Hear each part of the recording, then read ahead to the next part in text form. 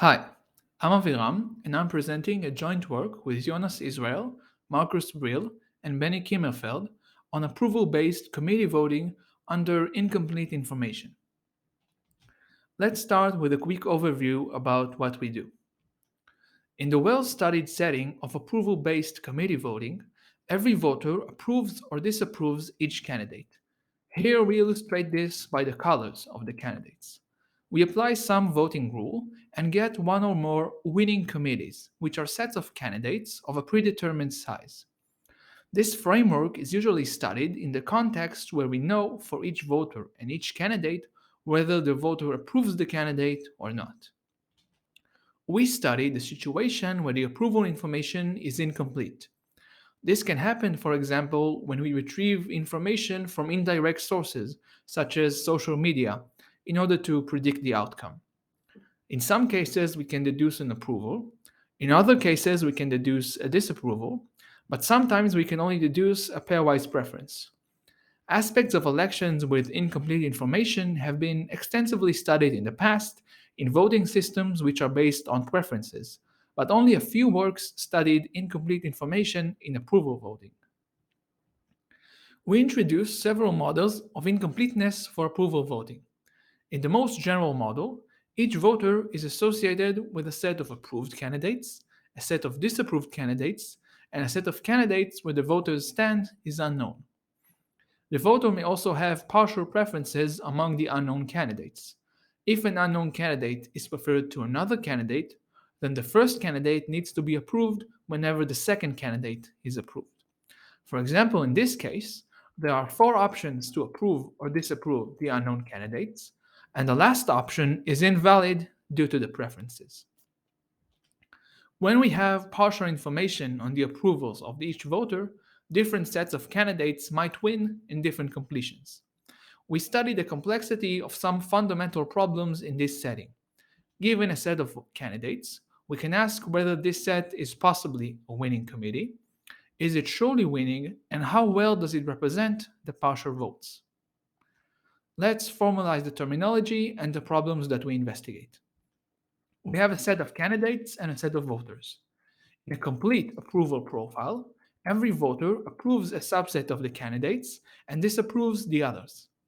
Given an approval profile and a parameter k, an approval-based committee rule, ABC for short, outputs one or more subsets of k candidates, which we call winning committees. We focus on a famous class of ABC rules, which is called Tiller rules. To define a Tiller rule, given a voter V, which approves a set of candidates A of V, we need to define the score that V assigns to a set of candidates S. For example, in approval voting, the score is the number of candidates of S that V approves. In Chamberlain-Courant, the score is 1 if V approves at least one candidate of S, otherwise the score is 0. We sum the scores that each set of candidates receives from the voters, and the winning committees are those with maximal total score.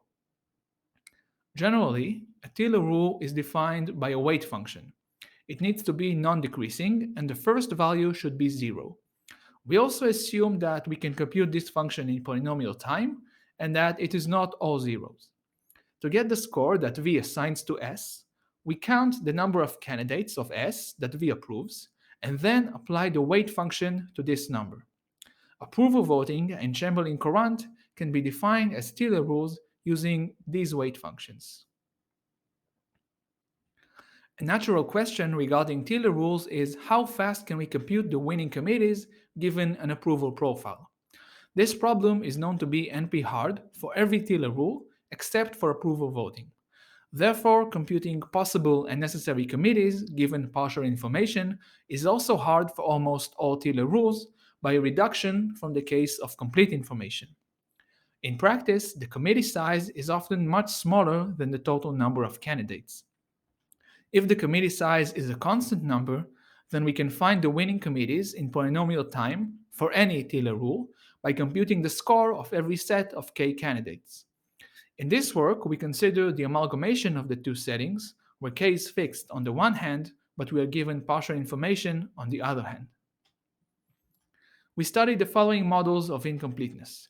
In the three-valued approval model, for each voter we are given a set of approved candidates, a set of disapproved candidates, and the approval of the remaining candidates is unknown.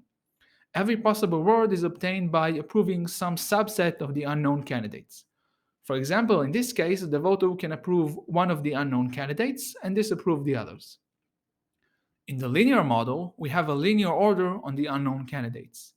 Now, every possible word is obtained by approving a prefix of this order, and the candidates in the suffix are disapproved.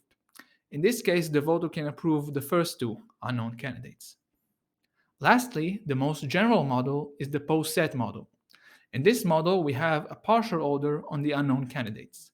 If an unknown candidate is preferred to another candidate, then the first candidate needs to be approved whenever the second candidate is approved.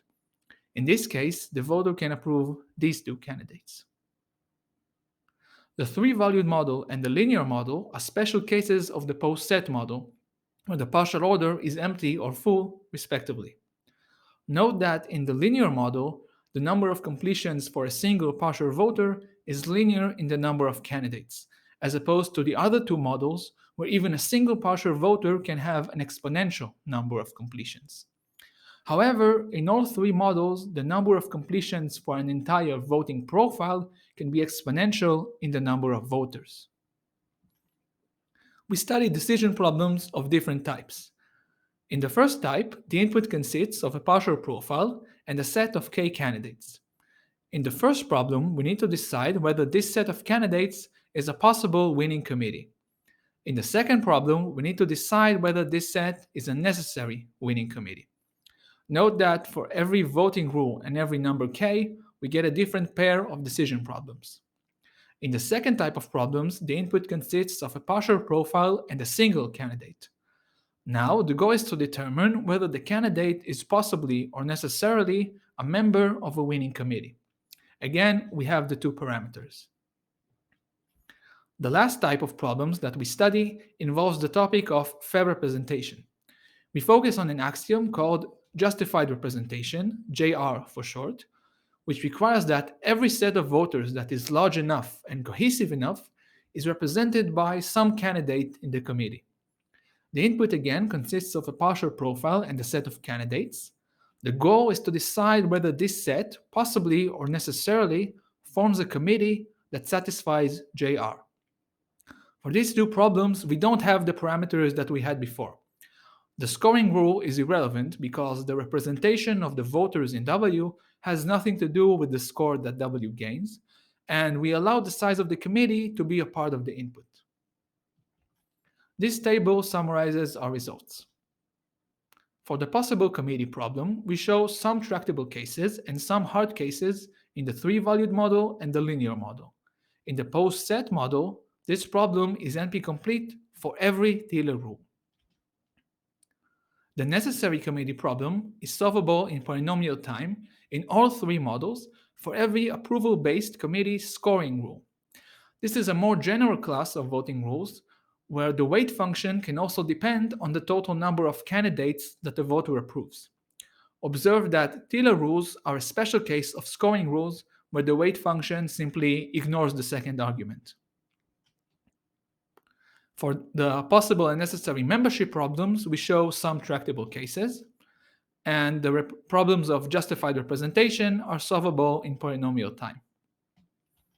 So, how does this work? How do we show these hardness results and polynomial time algorithms?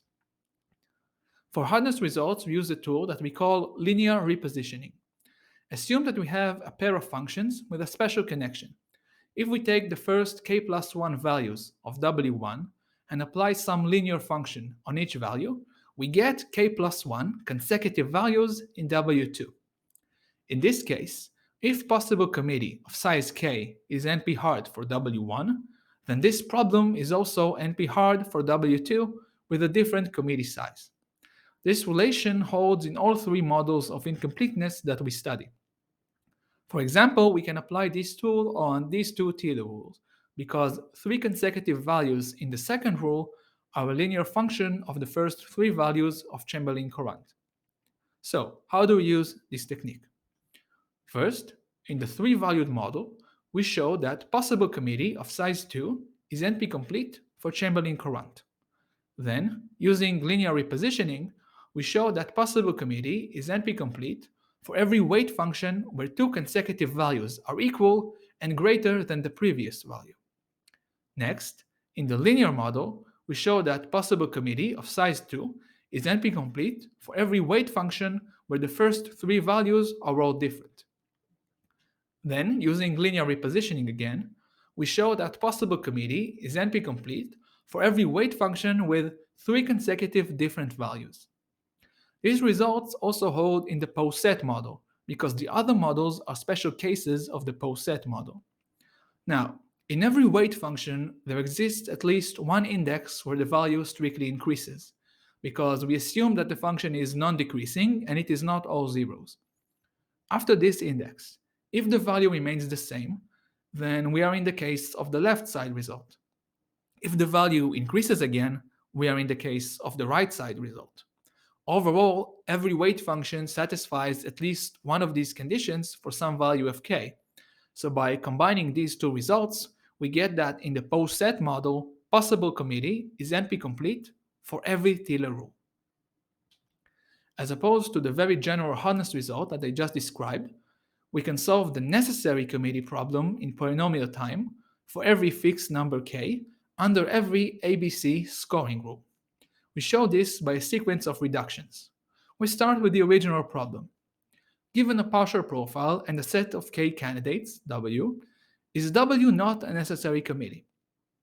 If W is not a necessary committee, then in some completion, another set of candidates attains a score greater than the score of W. So for every other set of k candidates, we wish to compute the maximal score difference that it can gain compared to W. If this value is positive, then W is not a necessary committee. We can iterate over these sets of candidates in polynomial time because k is fixed. Next, we have a reduction to the same problem, but only for a single voter. If we solve the problem for individual voters, we can solve it for the entire voting profile by summing the maximal difference from each voter. To solve this problem, we iterate over every option of approvals and disapprovals for the candidates of W and W prime. We can do that in polynomial time because the size of W and W prime is fixed. Once we compute the maximal score difference in each option, the highest value is the maximal score difference that we can get from this voter overall. Observe that by the definition of ABC scoring rules, at this point we have the first argument that we need in order to compute the scores of W and W prime, since we know how many candidates the voter approves from each of these sets. The only missing piece in the puzzle is the total number of candidates that the voter approves. Finally, we find the possible values for this total number of candidates by inspecting a graph, where every node is a candidate and the edges are the partial order of the voter. After studying problems of possible and necessary winning committees, we turn to membership problems. We devise algorithms for possible committee member using the following observation. In each model of incompleteness, if we can solve the possible committee problem for some voting rule and a fixed number k, then we can also solve the possible member problem for the same voting rule and k, because we can iterate over all sets of size k that include the desired candidate, and test whether one of those sets is a possible committee. This observation implies that possible member can be solved in polynomial time in the three-valued model for approval voting and in the linear model for every binary Thiele rule. These are rules where the values of the weight function are only zeros and ones. The case of approval voting in the linear model is different. In the linear model, possible committee is NP-hard for approval voting, so we can't use the trick from the previous slide, but we still show that possible member is solvable in polynomial time. For this, we use an alternative definition for approval voting. Given a voting profile, count the number of voters that approve each candidate. The winning committees consist of k candidates with the highest scores. This definition allows us to inspect the membership of individual candidates without asking whether an entire set is a possible committee. The problem is that approval voting is the only Taylor rule that can be defined with the scores of individual candidates. For other Taylor rules, the task of solving possible member in cases where possible committee is hard remains open. We said earlier that an algorithm for possible committee implies an algorithm for possible member. But for the necessary version, this relation does not hold. A necessary member can be a member of different winning committees in different completions. So we might have necessary members even if a necessary committee does not exist. We use different techniques, mainly greedy algorithms, to show that necessary member is solvable in polynomial time in the three-valued model for approval voting and in the linear model for approval voting and every binary Taylor rule. Next, we turn to representation problems. Justified representation means that for every set G of voters, if it is large enough and there exists some candidate that all voters in G approve, then G is represented in the committee by some candidate that the voter in G approves. We show that deciding whether a set of candidates possibly or necessarily satisfies JR is solvable in polynomial time. The idea is that although we have an exponential number of possible completions, it is sufficient to test whether the committee satisfies JR in one specific completion. We also study two other representation axioms, which are defined in a similar way. We start again with a set of voters, G, which is large enough, but with a different threshold, and now we need at least L candidates that all voters in G approve for some integer L. In proportional justified representation, we require that L candidates approved by voters of G belong to the committee. In extended justified representation, we require that L candidates approved by a single voter of G belong to the committee. Even with a complete approval profile, previous work showed that it is co-NP hard to decide whether the committee satisfies PJR or EJR. We show that for a fixed committee size, we can test these axioms in polynomial time. Studying PJR and EJR in the context of incomplete information remains open. Let's recap on what we did. We introduced models of incomplete information for approval-based committee voting and studied computational aspects of this setting. We showed that finding possible committees is tractable in some cases in the three-valued model and the linear model, but becomes NP hard for all Taylor rules in the more general post-set model. In contrast, finding necessary committees is tractable in all three models for a very large family of voting rules. For membership problems, we have some results in the three-valued model and the linear model, but it remains completely open for the post-set model. Finally, we investigated problems of fair representation. Some problems are left for future research. First, what can we achieve in other models of incomplete information for approval-based committee voting, such as probabilistic models? We can also study other ABC rules that are fundamentally different from Taylor rules, such as Fragmines rules. That's all for today. Thank you.